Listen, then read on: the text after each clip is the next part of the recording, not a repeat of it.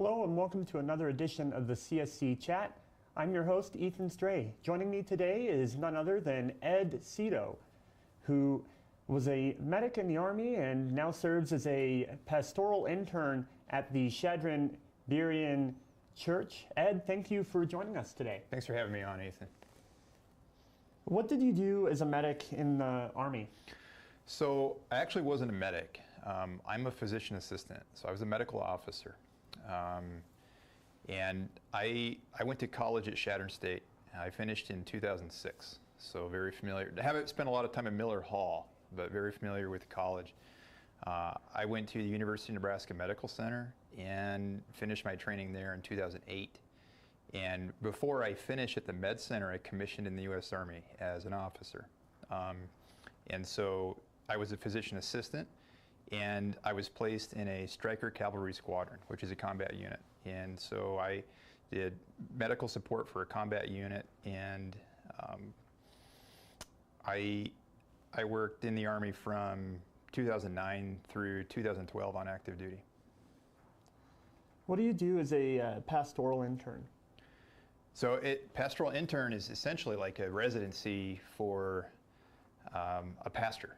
And so it gives me practical experience. So I've been a physician assistant for a long time. I think this is my 16th year. And that's been good. But I've obviously been interested in other things. And so as an intern, I get to do a lot of the things that a full-time pastor would do, but I get the guidance or mentorship of our pastor. So I get to do some speaking to general audiences on Sunday mornings, and I get to lead some ministries. I get to lead our men's ministry, so I do some speaking, I do some event coordination, I do planning for that. I also am involved in our youth ministry program and get to teach a class and coordinate activities for students in junior high and high school. Did you do anything in between serving in the Army and working as a pastoral intern? Yeah, so after I completed my military service in 2012, I've done several things. As a PA, for starters, I got married and had family, and I would recommend that. That's been the best part of my life. But the professional part of my life's kind of been varied. I worked for a year in an urgent care clinic in Scottsbluff, Nebraska as a PA, and then I worked for a couple years for their internal medicine service and did hospital medicine and general outpatient internal medicine. Then I moved, my wife and I moved to southern Indiana, and I worked in a regional emergency department. It was a busy place. We averaged about 120 or 140 visits every day. And we moved back to Chadron at the very end of 2019, right before coronavirus. So I've been living and working at Chadron since then. What was your biggest challenge you had in going from the Army to serving in the church? Well, big time gap in between the two, but the transition out of the military is difficult, and I think that's a real general statement. You know, my experience was my entire military service was overseas. So my unit was posted in Germany, and I did a 12-month tour in Kandahar province in Afghanistan in 2010. And so I spent a year of my life in Germany with our unit preparing for combat deployment, and we spent a year performing combat operations, and then came back with a unit for a little over a year and did what's called post-deployment or reset.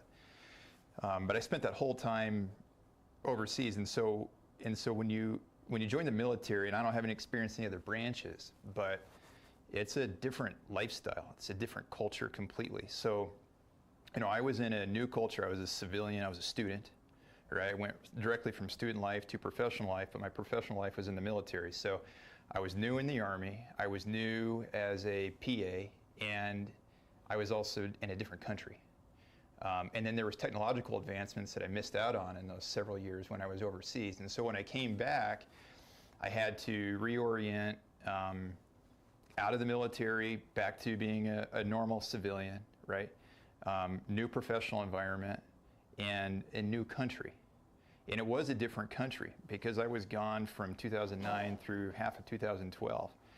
And I don't know if you remember or not, but that was a period of time when the smartphone really came out. And so I think I had a cell phone or something before, I went there. I'm old enough, man, that my teachers in school had chalkboards. And when I went through college and stuff, PowerPoint was new.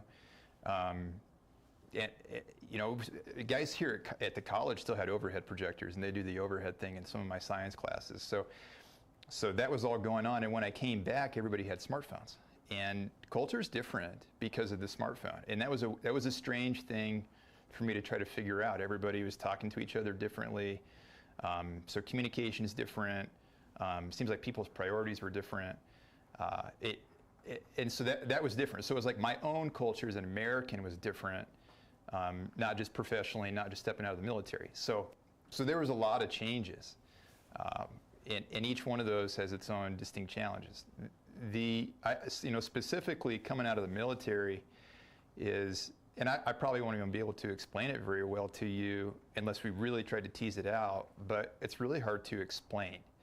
The experiences in the military are so different that when you transition out of the military and come back into the civilian world, it takes time to readjust, and it takes time to readjust on several levels. One, you're in a heightened state of alertness from being in a combat environment, from being in that training environment. But the military has a big structure too that takes care of its soldiers or airmen or sailors. And so then you're out of that, and you got to make different decisions for yourself. The experiences that you've had, the frustrations that you've had potentially in the military, it's difficult to explain that to other people. And so there's a lot of sorting that you have to go through on a personal level and on a psychological level too. What has fueled your choices in the careers in which you've pursued? Yeah, so I'm essentially talking about two different careers here. One is in medicine and one is in the ministry. And,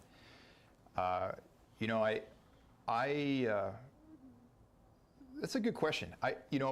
When I was in high school, my senior year was the 9/11 catastrophe. And I graduated from a small high school in Nebraska, and that happened. And so we got attacked, our nation got attacked. And I don't know how many guys I graduated with. I think I graduated with like 90 people or something like that.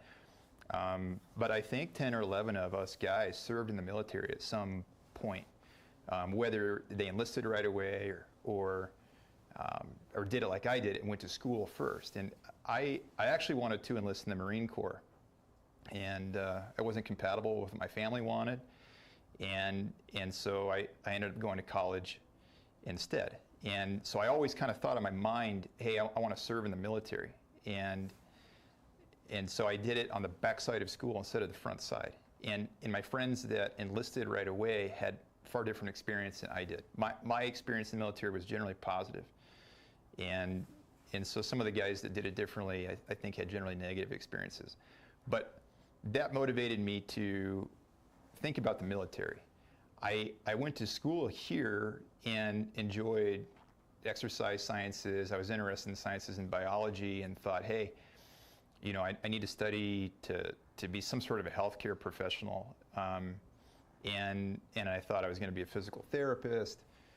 And I worked as a physical therapist assistant at the hospital and realized that wasn't really for me. And I realized I was going to get a 4-year degree in biology, and that's kind of worthless unless you have a real good plan for where you're going to go with that. You're either going to work in field biology for state, probably, or you got to go on to more school, professional school. And so I started to look at what that was and wound up that, hey, I want to go to PA school. I didn't know what a PA was when I started college at Chadron State. I never wanted to go to medical school. That was never part of my plan, to be a medical doctor. So anyhow, becoming a PA seemed logical to me at that point. So that's what initiated my drive there. If you're a healthcare professional, your options are really wide open. I mean, I live and work in a small town. I've lived and worked in big towns. And and so you had a lot of flexibility professionally. So I mean that's been good. So that put me into the Army. That put me into medicine. What really changed it for me going into the ministry is probably that 2020 window when coronavirus happened. I was working here and doing primary care here, and I do some emergency department coverage here as well. And there was a lot of people that were hurting during the coronavirus crisis when it first began. There was so much fear. I found that I was dealing with a lot of people that weren't injured from coronavirus or sick from coronavirus, but they were psychologically distressed. And in primary care, we do take care of a lot of patients that have psychological or psychiatric problems. And a lot of it's affective disorders. People have a lot of problems with anxiety, depression, attention disorders, and that sort of a thing. And anyhow, that's always been the case, and that's part of our human nature to struggle with some of these things. But what I had noticed was that there was an increase in the prevalence of these problems. And it was real black and white. Coronavirus happened, and suddenly we have a whole population that's anxious and fearful. And people were fearful for different reasons, I think. Financially, the markets took a nosedive. People lost their jobs. People lost loved ones. People lost careers. The things that they enjoyed they couldn't do because they were at home. And so all these things that they had put their hope or their stock into suddenly weren't there. It was like someone pulled a rug out from underneath the population, and then everyone's spinning their wheels, and they were fearful and anxious. I mean, when you put it in those terms, it makes a lot of sense. The problem is you can't fix that with a pill. And perhaps, psychology helps a lot. I think that cognitive behavioral therapy is very important for our patients. The psychologists help a lot. But it seemed to me like that wasn't adequate for what was happening here. That people had put their hope in something that was temporal, and that had disappointed them. That was the common denominator. And once I figured that out, I started actually just asking people, I said, what's your hope lie in? What do you hope in? And honestly, I don't think anyone's ever given me a reasonable answer. They stumble around or they have no clue because they've never really thought about it. And if they can't give me a good answer, that means their hope's in something, like I said before, that is temporal, meaning it's temporary. It means it can go away, which means you're going to be disappointed by it, which is going to put you in a state of uncertainty, which is what everybody experienced generally everybody experienced that I had spoken to. And so my faith, makes me different from other people to where I think, hey, my hope is not in something like my money or my family or my career or my experiences or the things that I enjoy. My hope's in something that's eternal. My hope's in heaven, eternity. I have a salvation that's beyond all the stuff that we go through in this world. And some of the things are horribly difficult, and everybody experiences that differently. But if I think, hey, I have eternal hope, then the difficult things that I go through now, I've got a completely different perspective on. If I honestly think I'm eternal and I'm going to a place of eternity that's going to be blissful, then my life is like this much and my eternity is this much. And suddenly I can be a lot more resilient because my focus is different. And that's where I saw a great need. Like a lot of people, they ask themselves, why am I here? Where am I going? And if we don't ask ourselves those difficult questions, then we can have other problems in our lives that don't get fully answered or don't get fully dealt with. And so that's what sort of directed me to shift focus. I went back to school and got a master's degree in biblical exposition through Liberty University, and then start working for the church. So that's why I split my time. Well, thank you very much for answering our questions today and spending some time with us. People of Chadron in particular and the world in general, I thank you for your viewership and encourage you to join us next time for another exciting episode of the CSC Chat.